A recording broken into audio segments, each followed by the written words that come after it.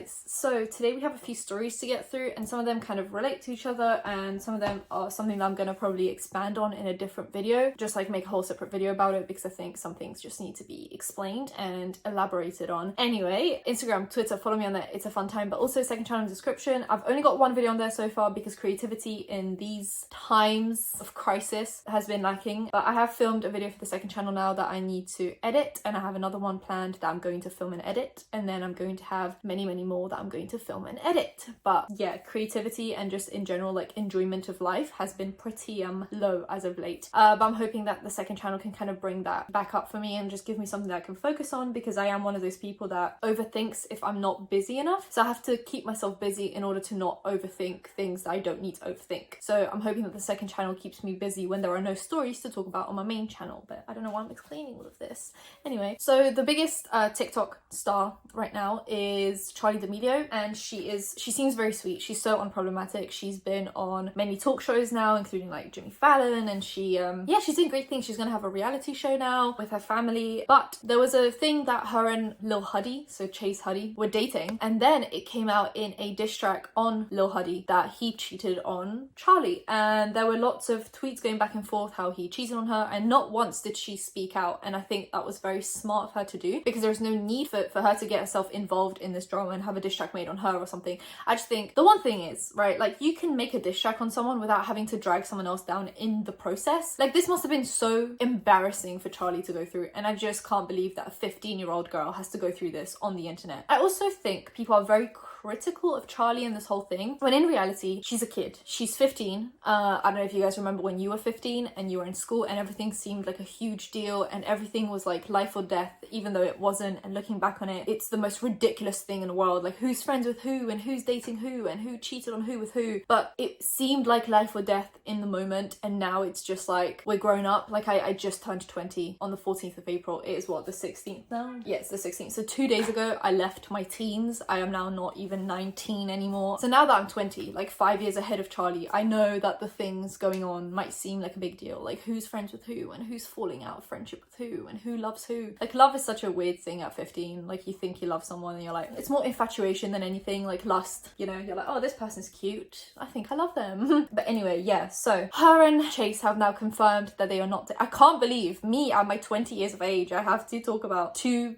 teenagers not being together anymore. But her and Lil Huddy, Chase, have now confirmed that they are not dating anymore, which I had a conversation with someone else, another YouTuber, about this, and the fact that they had to make a statement about them breaking up is insane to me. Like, first of all, did anyone think this teenage relationship was actually going to last? Like, how many people that start dating in high school actually end up like getting married or like dating for ages? Like the amount of small relationships people have when they're in high school that you can't even call relationships because they last about a week is insane. Like people didn't have to announce this. And I do understand that she put herself in the spotlight when she became the most followed person on TikTok, but she's still just 15. Like let's treat her like the child that she is. And that is not me being condescending or trying to put her down, because her success is something that I look up to her, which is so strange because she's literally 5 years younger than me. But she has managed to turn all the criticism around and become one of the most well-known people on the internet right now. It's incredible what she's done at the age of 15, but let's still remember that she is 15 despite of the success that she has achieved. Just because someone is very successful doesn't make them any older than they are. So the fact that she had to put the statement out there that she broke up with her boyfriend, but she said,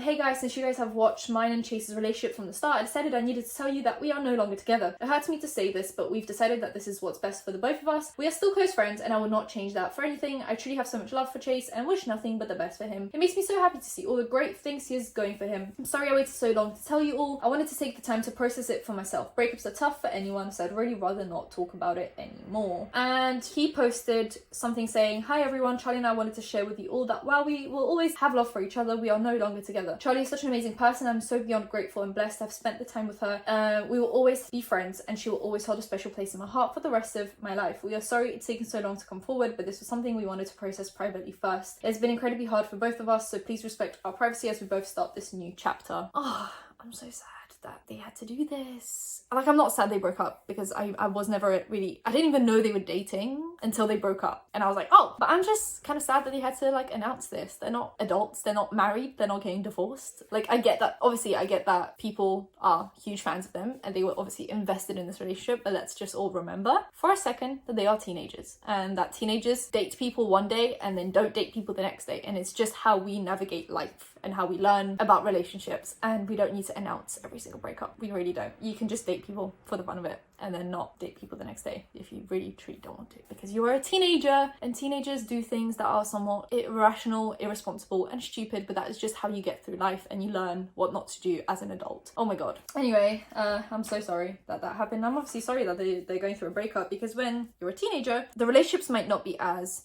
serious as when you're an adult, and they might not even last long, but to a teenager it seems like a big deal, because it is a big deal to break up with someone that you really, really like. So yeah, this is just really sad that they're having to go through that in front of like 50 million people. Wow. I can't imagine being in their position when I was 15, because oh my god, the shit that would be on the internet. I feel like they have to grow up a lot quicker as well than we did. Like, we could make mistakes until 20s and no one really cared, but now, like when you're 15 and you're on the internet, you already have to think like you're an adult and you have to grow up a lot quicker, which is insane. And I've had this conversation with a few people. I wonder what the psychological impact this will have on these people once they've grown up, like you know, gone into their 20s, like 25. I wonder how many of them are going to end up in therapy, or just, you know, just things that we didn't have to deal with and they have to deal with, and the whole like making a lot of money as a kid and not really knowing like what you're going to do with it, and where you're going to put it, or how long this will last, or what you have to do, like where you have to move, who you want to be friends with. Is this person only friends with you because they like you or because they want to gain something from you? Is this person in a relationship with you because they can gain something from you? Or the hate comments that they get about their looks. And as a teenager, you're already very insecure about the way you look and about the way, you know, just like you very much care about what other people have to say about you. So when you get thousands and tens of thousands of comments calling you fat and ugly and saying that you have to fix this and do that, that can't be good for a 15-year-old. And I'm hoping that they have a good support system in place, because oh my god, this could be a disaster. But I wish them all the best. Lady Gaga recently spoke out about the whole crisis thing in the world and how she is trying to help people and understand the situations that other people are in, like normal people are in, versus the situation that she is in, and that she's trying to help as many people as possible get through this. So she is actually in collaboration with the World Health Organization. I believe she raised $35 million for the World Health Organization through kind of like fundraising and stuff like that, which is incredible. The thing is, I don't expect someone to just donate their own money. Like, the thing is, yes, if you're a multi-billionaire and you have money to spare, then donate it. You know, you're never going to go through all that money. So please just donate some money. But what you can also do, because I think some people confuse net worth with money in your bank account. Like, if someone's net worth is 100 million, they could literally have $1 million in their bank account that they are living from, and they could have all the rest of the money in assets, for example, properties that they're renting out, or stocks that they can't take money out of because they're long-term investments. If you look at someone's net worth, it's like 100 million. That means they have 100 million in assets, and assets are investments. So they a lot of the time don't have a lot of money in cash. Like, they don't have money that they can just donate. But what you can do is fundraise. Use the platform that you have. If you're a celebrity, if you're someone that made money through being in the public eye, you can definitely take that influence that you have and get other people to get involved, and you can definitely raise awareness, at least speak on the issue. I feel like a lot of celebrities are now just like, oh my god, it's so difficult to be home. Oh my god, like, you are a millionaire. Don't complain. If you're staying at home knowing that you are financially secure and that you live in a huge mansion with a tennis court and a private gym and just things that can help you mentally get through this, please don't complain, because there are people literally having like 5 people in a 1-bedroom apartment with food lacking, no like basic necessities, and no income. People got fired in the middle of this. They're unemployed. You're still gonna have your show when you come out of this. Like, Ellen DeGeneres recently on live compared being stuck in lockdown at home to being in prison. You're a multi-millionaire. You are in a multi-million-dollar mansion. I'm assuming you have like a gym there, like a swimming pool, a sauna maybe, a jacuzzi. And when you come out of this lockdown, first of all, you're already getting paid probably by your production, like by the people behind Ellen. You're probably still getting paid, and you probably have a lot of savings and assets that you know you can rely on, and you know that you have a guarantee guaranteed job to go back to after this. People don't. People don't have the guarantee that when they go back, their company will be still in like full swing, because a lot of companies are going to have to cut down on employees. They're going to have to cut down on costs to get through the next few years. So people might have a job now, but when they come back, they might not have a job anymore. You will. It's the Ellen show. They can't replace you. You will go forward with this show. So Lady Gaga recently spoke out and said, while I think the sentiment is nice, I also think that the fight that I'm in, or that you're in, right? So she said that to Jimmy Fallon, is very different than the fight a woman that is in perhaps an abusive relationship and has a child and lost her job and can't feed her kid and can't feed herself and also can't get the help that she needs because she's in a violent situation, Gaga said while video chatting with Fallon on Monday. So while Gaga didn't name anyone in particular among the well-meaning stars who have adopted the familiar rhetoric in their respective solidarity PSAs are Wonder Woman actress Gal Gadot and her Imagine team, The Late Show's Stephen Colbert, the cast of CBS TV series and the original High School Musical ensemble, who reunited recently on social media to promote social distancing. The Chromatica artist's feelings echo those of many who have expressed their frustration online with the rich and famous as they continue to send missives of love and support from the comfort of their luxury homes. So then Gaga says, we always take moments throughout the day to remind ourselves that we have it very good. Actually, and I say that with a lot of respect and gravity, I've been really focusing a lot of my energy on figuring out how I can help, because we all want this to end, but being in this all together, that's a tricky statement, because I want to honor that the woman is not in the same fight that I'm in, and I want to help her fight that fight. That's all I want. Like, I don't need you to donate 99.9% of your net worth. Like, I don't. I just need you to acknowledge the fact that you are in a much more privileged position than someone else is in, and I am in a much more privileged position than someone else is in, because I haven't lost my income. My income might be smaller for the next few months because advertisers are actually pulling out now, or they have smaller budgets, so everyone's CPM is kind of taking a tumble. I recently saw Hank Green tweet out about his CPM being about 30% lower than normal. My CPM is down by 25%, and if you guys don't know, CPM is the way that we measure how much money we will make. So it's how much you will make per 1,000 views, and then obviously that multiplies based on how many views you got per video, and that is how much money you will make. So CPM is kind of like it's like different channels have different CPMs. The best CPMs on YouTube are from people that make videos on finance. They can even get up to like $50 per 1,000 views. Can you imagine? But everyone's CPM is now down because companies are closed down, they're not making profits, and therefore there's no need to market because they're not selling anything that isn't essential. So people are definitely pulling out from marketing.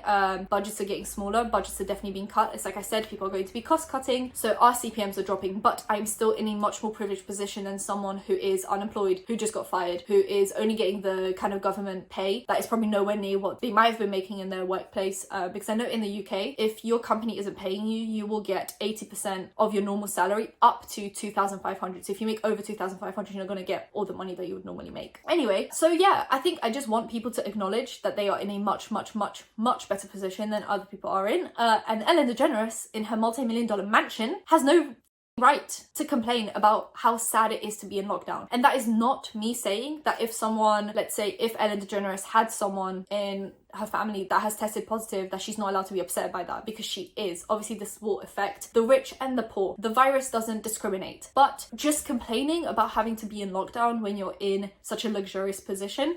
And I'm glad Lady Gaga is doing what she's doing. She is fundraising, she is making sure that she is making a change, because she is in a situation where she can help people and make that change. Wow.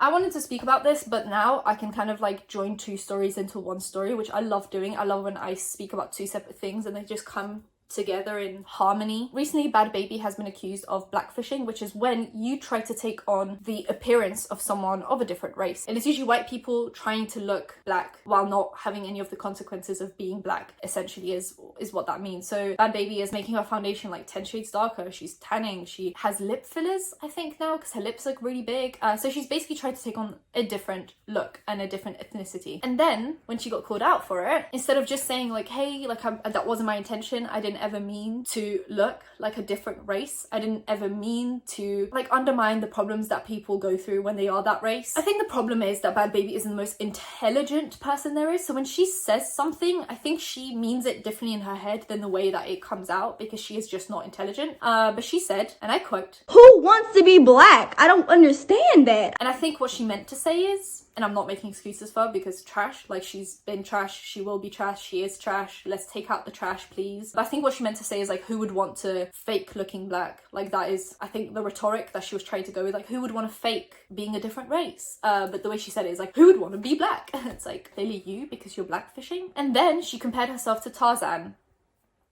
Because people also have a problem with the way she speaks. She speaks in a certain accent, which I'm also not a big fan of, saying that someone sounds white or sounds black, because I think that generalizes a group of people as a certain thing. So for example, if people are loud and use certain language, they'll sound black, but that usually is to do with stereotypes of black people not being educated or being aggressive, which I completely don't agree with. I don't think sounding smart is equivalent with sounding white, because a black person can sound intelligent and be intelligent and not be white but be black, you know? So I think that is a whole different conversation, but you know, whatever. She says that people tell her that she sounds black, and that's because she grew up around black people and she grew up in not very nice areas, and that's why she sounds the way she sounds. Okay, sure. But then she compared herself to Tarzan. Who did Tarzan grow up around? Gorillas. Once again, I don't think she's intelligent, and I think she caught on to what she was saying because she started really stuttering through those sentences, and I think she realized where she was going with that, because stereotypically white people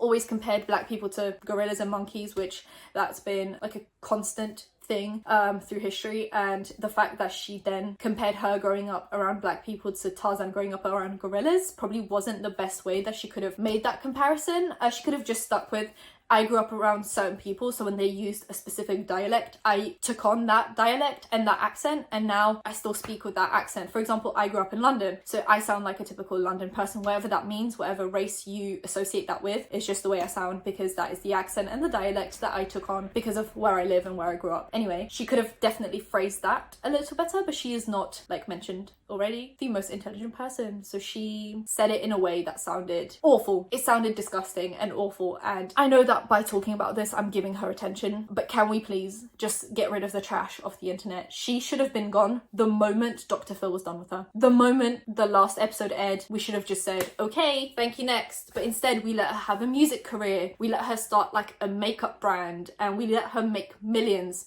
off of being an awful person. And she has tendencies, and that's the worst part, is even if this was a slip up and she is just unintelligent and she said things in a way that she didn't mean them, in the past she has shown tendencies, so she is to me, and that is how I'm going to take this message, is that she compared black people to gorillas because she thought that was an appropriate comparison to make. And she also said, why would anyone want to look black? Can cancel culture do its thing for once? For once, can it do its thing? And that perfectly links to a different story, which is there is a Swedish girl influencer called Ella, one of those, and she has over the years drastically changed the way she looks. She was about my shade when she started, and she had black hair and kind of like, you know, she looked white, and now she looks like this. Can you spot the difference? Can you tell me what the difference is? Could you possibly, by any chance, let me know what's wrong with this? You know, everyone's kind of mad about it because she grew a substantial following from basically pretending to be a different race, which is a whole different conversation in itself. Basically, the problem with all of this is that at the end of the day, the fake tan and the foundation will wipe off. She can look white again. Black people can't say that or do that. So when you make yourself look black, that isn't permanent, and you're never going to suffer the consequences that black people actually have to suffer for being black, because you can just go back to being white and being privileged and living in a society that makes your life a little bit easier. So what happened was she ended up having a deal with Pretty Little Thing, and now she is a model for them while also being racially ambiguous. Now what people are saying is that maybe if she was white she wouldn't receive this opportunity, and actually in fact she stole now this opportunity from someone that originally and naturally looks like her. Like someone that is of the race that she is pretending to be could have had that job opportunity instead of her, but instead they decided to give this opportunity to a white woman pretending to be a different race instead of just taking that race, like someone that is naturally that color. Are we not seeing the problem? That's the problem with it, because like when you're just painting yourself a different color and you're doing this in the comfort of your own home, you're ignorant and weird and creepy, but you're not actually doing anything that would affect someone else. But when you are going out and stealing jobs from people that naturally look like that, yeah, that's where we have an issue. And here it is. Here's the issue. Pretty Little Thing being trash, like always. And now let's connect this to a different story. Fashion Nova, another fast fashion brand being trash. People in America are now getting their checks. I don't know how it works in America because I'm not American, but I know a lot of people are now getting checks because of this whole unemployment thing. Everyone is getting some kind of a payment, kind of like here where the government will pay you the 80% up to 2.5 grand of your normal salary if your company's not paying you. I'm assuming that's exactly what's happening in America, just slightly differently. I'm not going to get into the politics of that. That's happening, and people are now getting their checks, and Fashion Nova knows that people are getting their checks and they're not, you know, going out and spending their money. So they sent a text message to everyone saying, hey, now that you got your government check, do you want to go and shop at Fashion Nova? No, people don't want to shop at Fashion Nova because first of all, it's trash, and second of all, let people pay rent and buy their necessities and toilet paper and hand sanitizer before they buy plastic t-shirts. Oh, trash. Absolutely garbage. And the last story for today is Gabbie Hanna. Gabi Hanna had a tweet aimed at her by someone who posted a slightly edited video of her singing, and they were like, can we just take Gabi Hanna off the internet now? And Gabi Hanna replied to that saying, oh, like the fact that you had to edit this video to make me sound worse just makes me feel good about my singing. And then she told all her fans that they need to reply to hate aimed at her with just like promotion of her music, because that's what K-pop stans do, and Ariana Grande stans, and just many stans of, this isn't like a K-pop exclusive, this is literally just any stans now will do this, where if you say something bad about Ariana Grande, people will put like stream Sweetener or stream Thank You Next. If you do it with K-pop, they'll put their favorite K-pop artist just dancing or singing in the replies just to promote them further, which can get a little bit annoying, but at the same time just spreading positivity, I guess, you know, it's better than hating on someone. So Gabi Hanna tried to do that, where she was like, if anyone gives me hate, just reply with like stream whatever new song she's coming out with or new album she's coming out with. And she has been doing that consistently to every single person reply, like saying anything negative about her. And the thing is, normally I wouldn't have a problem with this. Like, I didn't actually have a problem with this when people sent it to me, because I was like, there's worse things she's done. And that is the problem, is that she's not been cancelled because she's annoying or because she, I don't know, said something really stupid. It's because she's a horrible human being. That's why she was cancelled, because she is a horrible person, a horrible influencer, a horrible friend, and this has all been proven. Like,